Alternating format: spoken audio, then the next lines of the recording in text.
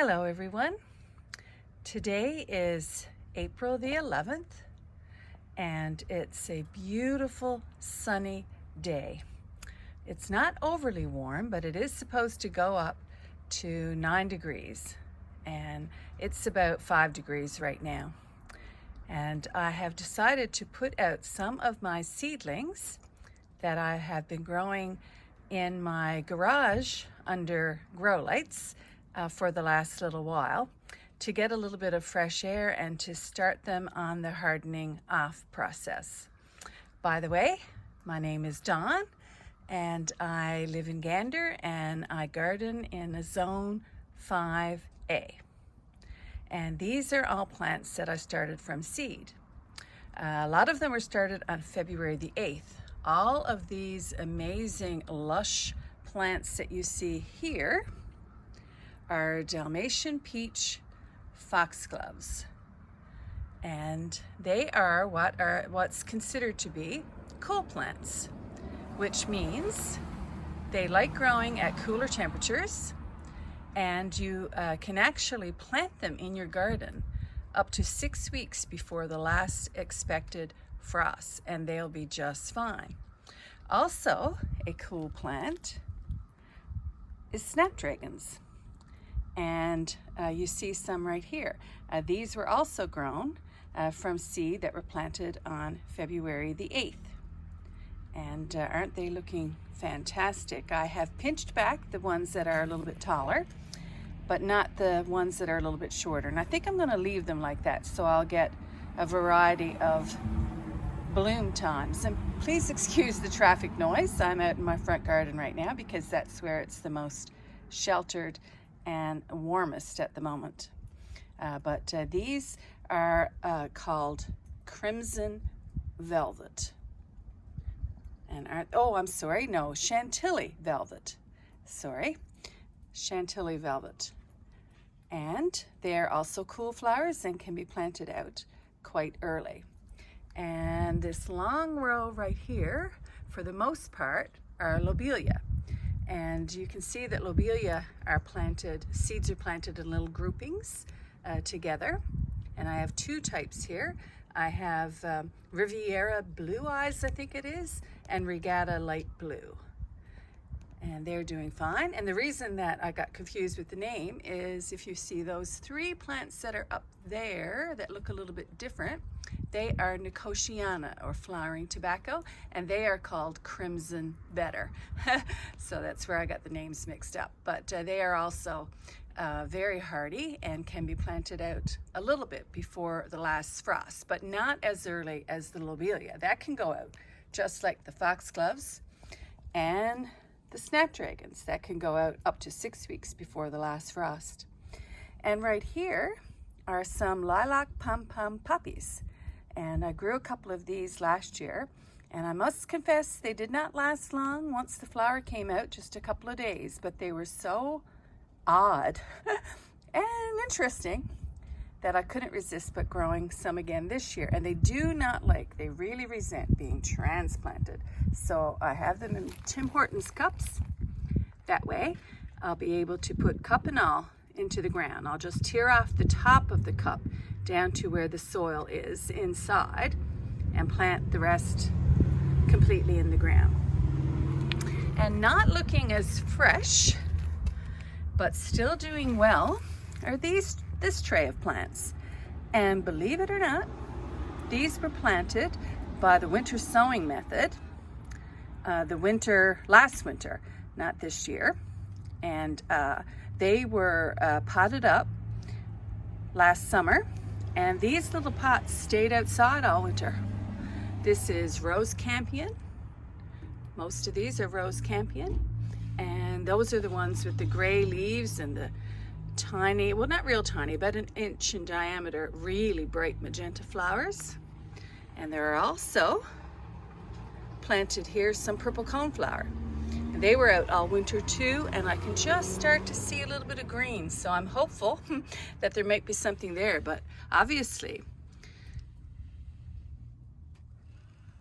these rose campion, well, they're doing just fine. They'll be great. They're a biennial. They'll bloom this year, drop seeds, and then they will die, unfortunately. But right here is a grouping of my cool plants that are out enjoying the sunshine today. And I will be planting these, believe it or not, into the ground before the end of this month, before the end of April. And I'm going to show you a few other things that are just in the ground and growing up naturally, finally coming back to life. I think it may actually be spring. About the only color that I have in the garden is coming from crocuses. And here's a patch right here. It's just starting to get going. This will be a really large patch of solid purple. This is Ruby Giant when things get going. I also have some of the bright yellow crocuses right here, and a few little groupings of blue pearl crocuses, also in glorious bloom today, but just starting. These will last for a few weeks yet. Here is a foxglove.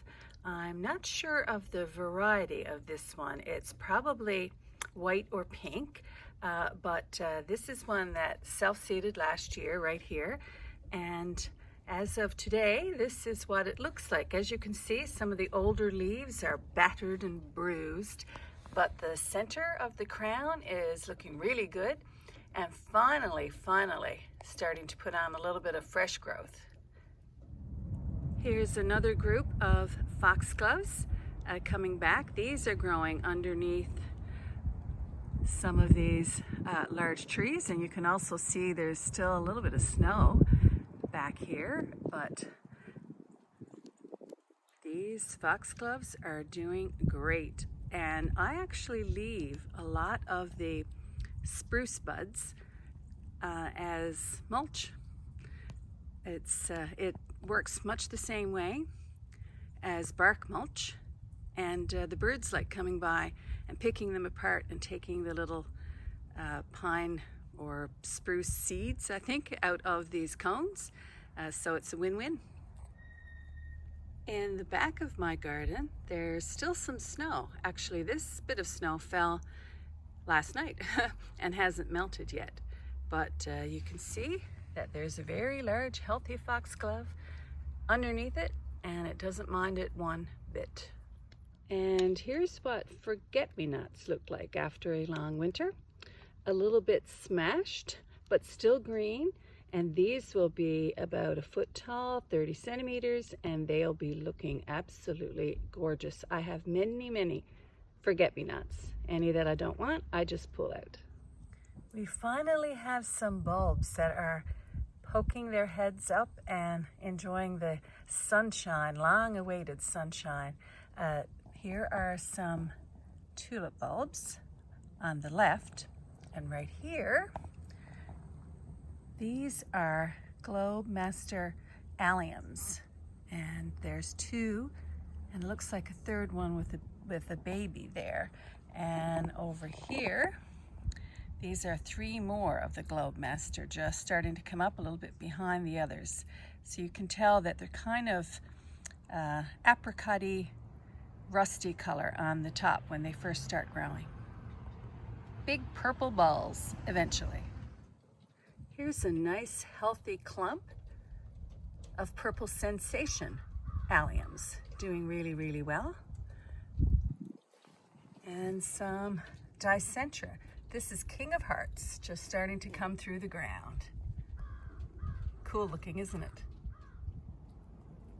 The geraniums are looking really good. This is a hardy geranium, and it's a low one that has white flowers with a little touch of pink on them.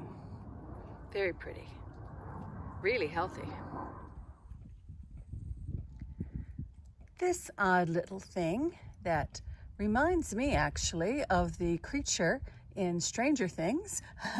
I don't know if this is where the writers of that program got their inspiration, but this is a blue Himalayan poppy.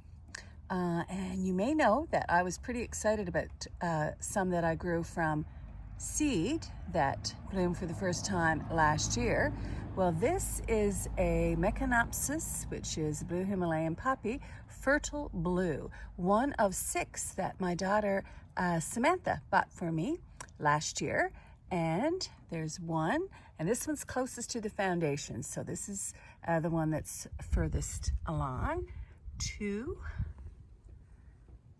3, and there's another one right here that's just coming up.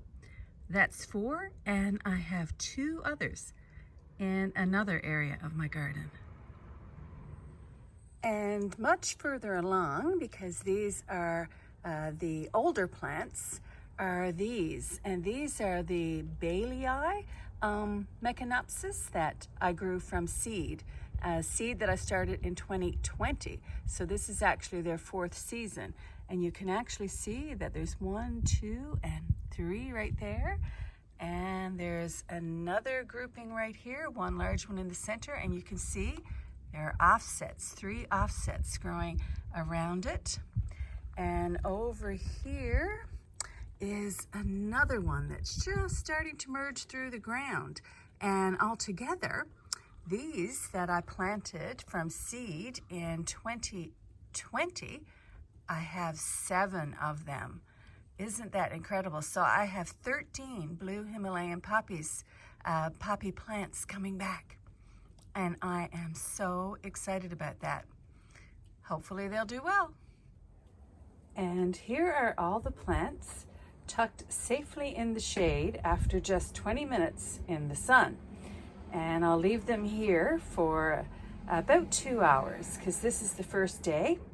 And this is a process called hardening off, and it gets the plants used to being outdoors. And over the next week, most days are supposed to be around 9 degrees or a little more or a little less. And that is the perfect condition. That's the perfect weather forecast for doing this. So I'll lengthen the time that they're outdoors every day. And then when they've been out for 24 hours, I will plant them. And that'll be before the end of this month, April. How wonderful to see the sun and to see some color. Here's another little clump of crocuses next to another of the fertile blue Himalayan poppies just starting to grow. By the time that one grows up, these will be gone. Anyway, I'm hoping you're having a wonderful day in your garden, wherever you are. I hope it's spring, and thank you so much for watching.